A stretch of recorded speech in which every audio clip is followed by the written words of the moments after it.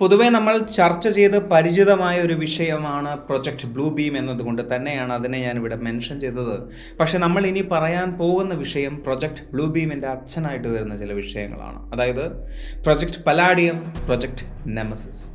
അതിനെക്കുറിച്ച് കൂടുതൽ അറിഞ്ഞാൽ നിങ്ങൾക്കിന്ന് സുഖമായിട്ട് ഉറങ്ങാം. വെറും കോൺസ്പിറസി അല്ല, നടന്നു എന്ന് കൃത്യമായ തെളിവുകളുള്ള ചില പദ്ധതികളാണ്.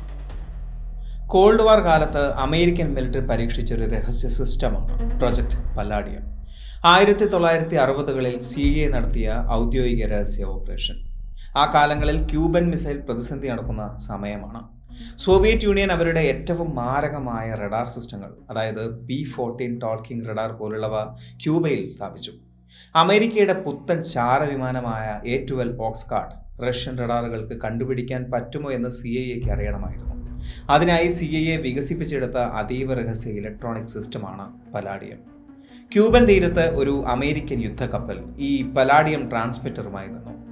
കീ വെസ്റ്റിൽ നിന്ന് ഒരു അമേരിക്കൻ ഫൈറ്റർ ജെറ്റ് അതിവേഗത്തിൽ ക്യൂബയ്ക്ക് നേരെ പറന്നു വരുന്നു എന്ന രീതിയിലുള്ള വ്യാജ സിഗ്നൽ അവർ റഷ്യൻ റഡാറിലേക്ക് കടത്തിവിട്ടു.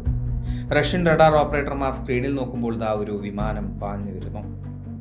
അവർ ഉടനെ തന്നെ ക്യൂബൻ മിലിറ്ററിയുടെ MiG-15 യുദ്ധവിമാനങ്ങൾ ഇതിനെ വെടിവെച്ചിട്ടാണ് ആകാശത്തേക്ക് പറപ്പിച്ചു.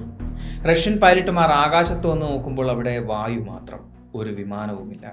അവർ ആകെ കൺഫ്യൂഷനായി ഗ്രൗണ്ട് കൺട്രോളർമാരോട് സംസാരിക്കുമ്പോൾ അമേരിക്കൻ കപ്പലിലെ ടെക്നീഷ്യൻ പലാഡിയത്തിൻ്റെ സ്വിച്ച് ഓഫ് ചെയ്തു. പെട്ടെന്ന് റഡാർ സ്ക്രീനിൽ നിന്ന് വിമാനം അപ്രത്യക്ഷമായി. ഈ പലേഡിയം ഓപ്പറേഷൻസിന്റെ ഭാഗമായി സോവിയറ്റ് റഡാറുകളുടെ ആക്യുറസി പരിശോധിക്കാൻ വേണ്ടി അമേരിക്കൻ സബ്മറീൻസ് കടലിന്റെ അടിത്തട്ടിൽ നിന്ന് ഒരു പ്രത്യേക സാധനം ആകാശത്തേക്ക് വിക്ഷേപിച്ചതായി പറയുന്നുണ്ട്. ബലൂണുകളിൽ ഘടിപ്പിച്ച ലോഹ ഗോളങ്ങൾ. പല വലുപ്പത്തിലുള്ള ഈ ഗോളങ്ങൾ ആകാശത്ത് നിശ്ചലമായി നിൽക്കുമ്പോൾ റഡാറിൽ വിചിത്രമായ സിഗ്നലുകൾ ഉണ്ടാകുമായിരുന്നതായി പറയപ്പെടുന്നു.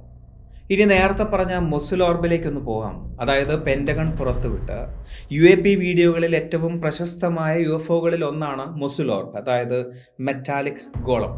1960കളിൽ CIA നടത്തിയ ഈ പദ്ധതിയുടെ ഭാഗമായി കടലിൽ നിന്നും ഉയർന്നു പൊന്തിയ ബലൂണുകളുടെ താഴെയുണ്ടായിരുന്ന മെറ്റാലിക് ഗോളത്തിനും ഈ മൊസുൽ ഓർബിനും അവിശ്വസനീയമാം വിധം സാമ്യമുള്ളതായി പറയപ്പെടുന്നു.